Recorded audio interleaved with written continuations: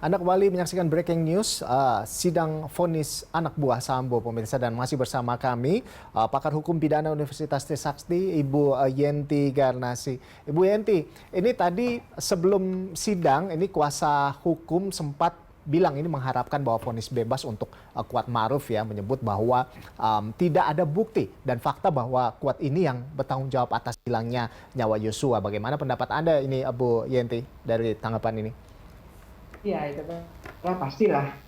Sambo pun maunya bebas kan. Hmm. Ya itu nggak apa-apa, emang begitu. Tapi tidak ada bukti bahwa apa tadi? Dia Kuat. bisa bertanggung jawab gitu atas hilangnya nyawa Yosua. Tidak ada bukti Ya, kuat menurut mereka, menurut pengacara, bahwa ya dia tidak bertanggung bertanggung jawab jawab atas hilangnya nyawa Yosua. langsung sebagai pembunuh ya enggak. Tetapi di dalam hukum pidana kan ada yang namanya turut bertanggung jawab atas suatu kejahatan adalah itu kan di dalam pasal 55 tadi. Ya, ketika ada satu kejahatan melibatkan lebih dari satu orang, maka orang-orang tersebut yang peranannya bisa disampaikan, bisa dicari buktinya dan dibuktikan di pengadilan, ya, dia bahkan bukan saja dikatakan turut serta sebagai share of responsibility, bahkan disebutkan dalam pasal 55 disebut juga sebagai pelaku. Kalau sudah pelaku ya berarti kan pada dia bisa disampaikan pidananya yaitu tadi 20 tahun seumur hidup atau mati, ya kan? Nah, disinilah rentang yang seberapa keikutsertaannya, seberapa peranannya yang bersangkutan itu orang-orang yang terlibat yang bersama-sama dengan peranan masing-masing tadi, ya, bersama-sama dalam tanda petik bahasa sosial, ya.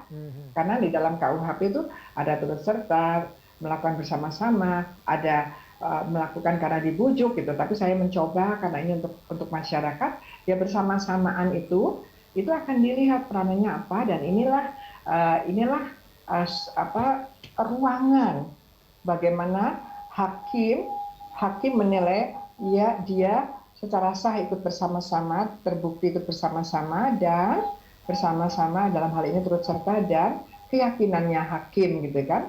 Jadi ini bagus sekali ya, seperti Amerika itu ada yang namanya circumstantial evidence, ya. Bukti-bukti yang dirangkaikan itu bisa disimpulkan oleh hakim gitu ya.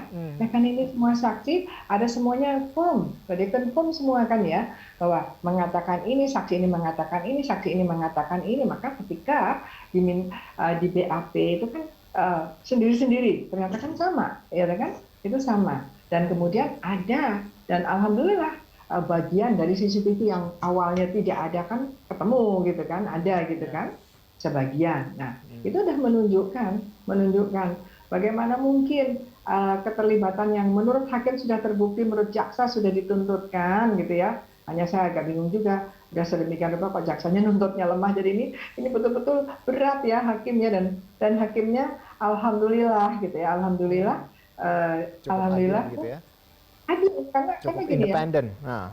independen dan memang dengan keyakinannya. Karena begini, kita kalau melihat satu kejahatan dan kejahatan itu dilakukan lebih dari satu orang, kita harus melihat betul bagaimana betul-betul dilihat bagaimana peran-peran mereka itu sehingga kejahatan ini terjadi, ya. Jadi begini, seandainya orang mempunyai niat sangat jahat yang dia sendiri agak kesulitan kalau sendiri gitu kan, dia akan lebih mudah melakukan kejahatannya, lebih keji kejahatannya, dan lebih sakit korbannya, ya, lebih injure ke korbannya itu kalau ada peserta-peserta lain. Artinya apa? Peserta-peserta lain ini peranannya sangat penting, termasuk juga sangat penting ketika mereka tidak mau, sangat penting untuk diurungkannya suatu kejahatan. Jadi ini yang harus kita kembangkan. Jangan main-main. Ini untuk semuanya lah, termasuk korupsi. Hati-hati loh, jangan main-main. Apalagi pencucian uang, walaupun nggak ikut kejahatan asalnya, kalau dia ikut menerima kena loh, gitu ya. Kalau semua edukasi masyarakat seperti ini, insya Allah lah ya, walaupun ada kejahatan itu tidak bersama-sama, ya kan, banyak kejahatan yang sulit dilakukan kalau tidak bersama-sama. Nah, jadi peranan edukasi yang dilakukan oleh media kepada masyarakat adalah jangan mudah terprovokasi, jangan mudah terhasut, apalagi dengan ini. Karena dan gini ya, ini framing ke masyarakat ya, terutama penguasa ini dalam hal ini mungkin untuk Bapak Kapolri, untuk para pejabat-pejabat tinggi, gitu ya, isu-isu yang mengatakan bahwa kalau kita pejabat aman, katakanlah gampang nanti ini. Nah, ini harus dikikis. Dengan ini ternyata hakim sudah menunjukkan bahwa dari pengadilan 2 hari ini menunjukkan bahwa hukum itu ternyata tajam juga ke atas, hati-hati, gitu kan? Kalau kita selalu bicara hukum tumpul ke atas, tajam ke bawah, itu ada apa ya? Ada nuansa negatifnya. Jadi untuk orang-orang yang potensi mempunyai kekuasaan, relasi kuasa, yang punya uang, yang punya backingan ini menjadi tidak takut melakukan kejahatan karena ini dinarasikan oleh masyarakat. Wah, hukum Indonesia memang, apalagi kalau itu accepted, diterima. Memang kita ragu dengan hukum Indonesia karena hukum Indonesia adalah. Jadi kita bisa lihat bahwa hukum di Indonesia sekarang ini sudah mulai mengembalikan kepercayaan publik seperti itu ya Bu ya. Jadi memang tajam ke bawah dan tajam ke atas juga begitu. Sudah sangat mempertimbangkan segala macam aspek gitu, subjektif, objektif. Dan ini luar biasa begitu. Nah Ibu, ini juga ya kalau kita bahas tadi soal terkait dengan edukasi juga terhadap masyarakat bahwa memang jangan main-main dengan hal ini. Kita lihat contohnya tadi Kuatmaruf, sekalipun memang dia bukan yang menghilangkan nyawa Yosua, namun dia terlibat di sana, ini juga berujung kepada vonis yang cukup berat seperti itu. Nah itu kalau untuk Kuatmaruf. Nah untuk Ricky Rizal ini Bu, yang akan menjalani sidang vonis sebentar lagi. Menurut Anda Bu Yenti seperti apa nanti vonisnya? Apakah akan 8 tahun penjara atau lebih, mengingat dia juga adalah anggota dari Polri begitu Bu? Seperti apa?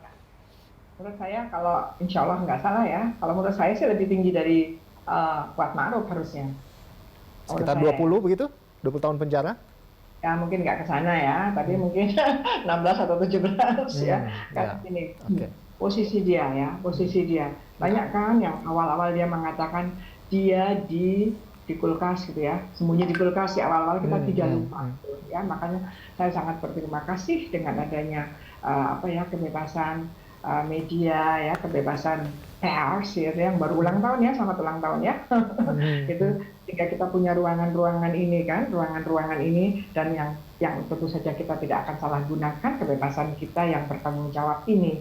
Ya waktu itu kan kita nggak lupa bahwa dia menyatakan bahwa ada berita di media bahwa dia sembunyi di kulkas. Ternyata kan nggak juga kan, dari itu kan tidak, ya kan? Ya, kenapa dia ngomong seperti itu, ya kan? Kemudian yang sebagai driver dari Ibu Putri itu siapa? Ya kan? Ya kan? Ternyata kok malah Yosua dipisahkan, ya kan? Yosua dipisahkan, dan dia kalau nggak salah ya, mudah-mudahan nanti nggak salah. Tadi yang saya sambil concern betul ya, karena untuk sebentar lagi bahwa dia juga berkaitan dengan melihat atau mengamankan ya, melihat atau mengawasi senjata Yosua, ya kan? Dia terlibat itu antara in between Kuatmaruf dan Ricky Rizal. Tapi Ricky Rizal itu kan polisi yang sudah jauh lebih senior daripada Eliezer, ya kan dia itu kan. Nah, Eliezer hanya berada 2. Dan saya agak curiga, kok bisa dia mengatakan saya tidak kuat mental gitu kan? Kok bisa gitu ya? Kapan ngomongnya seperti itu? Bagaimana ya kan? Saya tidak kuat mental, ya kan aneh ya. Itu berarti ada posisi bergening untuk dia sampai berani mengatakan kepada bintang 2 atau kepada siapapun yang minta dia untuk eksekusi Yosua, ada jawaban saya tidak kuat mental gitu kan. Nah itu kan menunjukkan bahwa dia free will, dia dalam posisi tawarnya dia tinggi, ya. Nah ini harus, kalau ini didalami, jangan-jangan ya mungkin nanti kita lihat ada keterkaitan dengan posisi dia, berkaitan dengan perencanaan ini sejak dia di Magelang,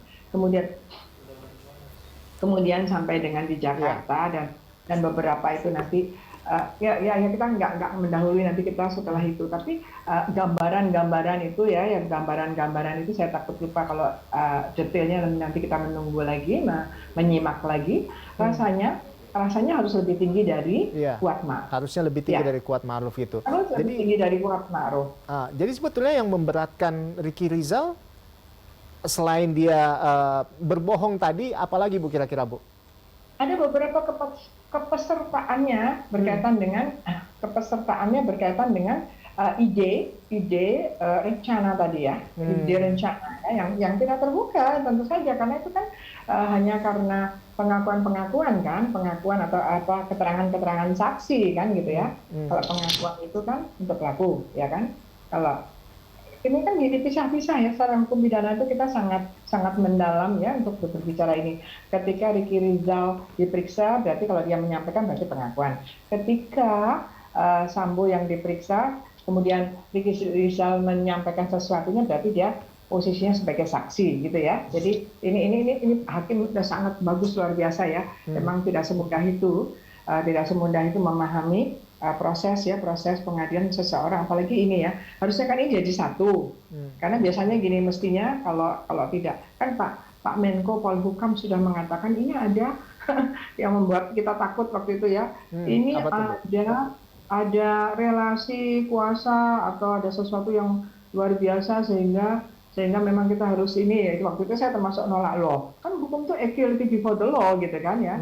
Tapi pada akhirnya itu ditangkap oleh pengadilan, kemudian dilakukan suatu strategi menggelarnya adalah berbeda-beda ya kan, tidak berbeda-beda tapi hakimnya sama ya. Ini bagus, karena kalau memisah-misahkan hakimnya tidak sama, dan ini sering dilakukan, itu payah itu jangan diulang-ulang. Apa yang akan terjadi kalau kayak gitu Bu? Yang kalau hakimnya beda-beda begitu?